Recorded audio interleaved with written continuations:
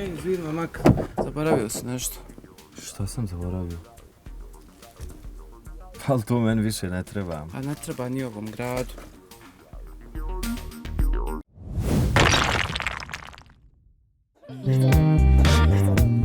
Ja se izvinjavam, molim vas, mogu da prođem? Nije vam ovo mjesto za okupljanje. Ne mogu ljudi proći do prodavnice. Ekipa, hajmo negdje drugo, ovdje smetamo ljudima. Ajmo.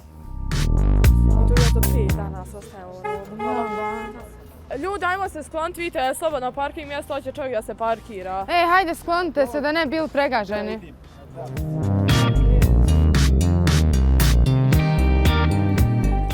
Just rada šta ima. Mogli bi se odavde maći, mislim da ima neki kućni red, a ima i neka baba Nančor, mogla bi nas polit vodom. A ovo je već 3. put da nam se ovo dešava, ali bi se stvarno mogli pomjeriti. Možda nas stvarno polije vodom.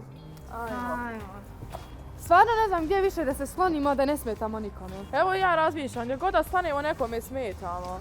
Najbolje bi bilo da imamo neki zeleni park, ali to u našem gradu nažalost nema.